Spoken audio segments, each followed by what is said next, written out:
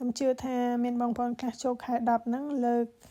ចាំនិយាយថាតំណាំរបស់គាត់ចូលនៅក្នុងផ្ទះណាសូម្បីតែខ្ញុំក៏លើកតំណាំចូលក្នុងផ្ទះដែរប៉ុន្តែខ្ញុំនៅតែឆ្លៀតមកមើលអាសាឡាត់ពី3គុំហ្នឹងវានៅរាងខៀវស្រស់ដល់អញ្ចឹងហើយខ្ញុំចេះតែមកមើលស្រោចទឹកវាបន្តិចអញ្ចឹងទៅប៉ុន្តែខែនេះជាអីបន្ទោះយើងស្រោចទឹកវាក៏វាអត់នៅវាទៅហើយបន្ទាប់ពីខ្ញុំដើរមើលអស់ចិត្តអស់ចង់ហើយនេះគឺរៀបចំបោសសម្អាតទីធ្លាខាងមុខផ្ទះនិយាយពីថាស្លឹកឈើនេះខាងមុខផ្ទះខ្ញុំហ្នឹងទល់មុខហ្នឹងគឺអត់មានដើមឈើអីទេប៉ុន្តែនៅមួយចំហៀងទៀតនោះនិយាយពីថាសបោត្មងដើមស្លឹកឈើហ្នឹងណាដើមឈើធំហ្នឹងគឺធ្លាក់មកអញ្ចឹងខ្ញុំត្រូវរៀបចំសម្អាតវាកាលពីមុនគេមានកុងតឺន័រដាក់នៅខាងមុខផ្ទះខ្ញុំហ្នឹងដើម្បីឲ្យងាយស្រួលក្នុងការដាក់ស្លឹកឈើហ្នឹងណាប៉ុន្តែឥឡូវនេះមិនដឹងថាហេតុអីបានជាគេយកទៅខ្ញុំសួរប្តីខ្ញុំដែរគាត់ថាគាត់ដឹងដែរណាហើយបើសិនជាយើងចង់បានអាកុងតឺន័រហ្នឹងដាក់នៅមុខផ្ទះតែយើងផ្ញើអ៊ីមែលទៅប្រាប់គេមុនអញ្ចឹងណាខាងរដ្ឋអាហ្នឹងបានខាងរដ្ឋគេយកមកដាក់ឲ្យហើយខ្ញុំប្រាប់ប្តីខ្ញុំដែរប៉ុន្តែប្រហែលជាគាត់ភ្លេចអីអញ្ចឹងណាហើយឥឡូវហ្នឹងបន្ទាប់ពីបោសសម្រាមអស់ចិត្តហើយរៀងហត់ដែរណា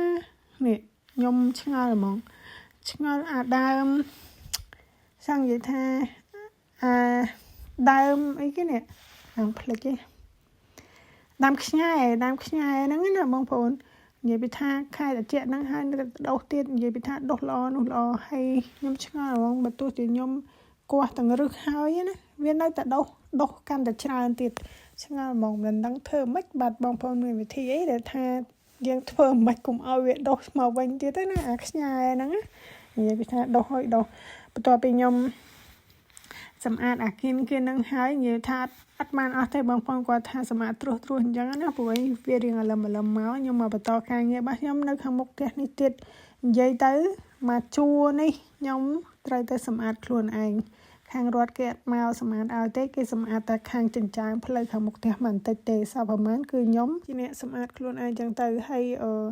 បងប្អូនឃើញអញ្ចឹងណាធ្ងន់ណាស់តាមពិតអាស្លឹកឈើហ្នឹងវាមិនធ្ងន់ប្រហែលទេប៉ុន្តែនៅពេលដែលវាត្រូវទឹកភ្លៀងអញ្ចឹងទៅគឺវាធ្ងន់យកតែមែនតើណាឃើញអញ្ចឹងគឺធ្ងន់ហើយពួកខ្ញុំនេះគឺត្រូវប្រមូលស្លឹកឈើហ្នឹងទៅដាក់នៅក្នុងកុងតឺន័រផ្សេងមួយទៀតនៅរឿងឆ្ងាយពីផ្ទះដែរណាបងប្អូនដល់អញ្ចឹងហើយដើរវារៀងមហត់ទៀតណាដើររៀងយូរគួរសមដែរហើយឡើងនេះគឺទៅហើយខាងមុខផ្ទះគេនោះគេដាក់អាកុងតឺន័រហ្នឹងដល់តែ3ខ្ញុំឆ្ងល់មុខផ្ទះខ្ញុំមិនបានគេអត់ដាក់ឲ្យអញ្ចឹងហើយខាងគេនេះដាក់កុងតឺន័រដល់តែ3ហើយគេដាក់កុងតឺន័រ3ហ្នឹងណាពេញទាំង3ហើយខ្ញុំយកមកចាក់បានតែ2ស្បោងទេអញ្ចឹងនៅសល់2ស្បោងទៀតចាំដល់ពេលណាដែលកុងតឺន័រនឹងលាបានពួកខ្ញុំយក2ស្បោងធំហ្នឹងមកដាក់នៅក្នុងនឹងបន្ថែម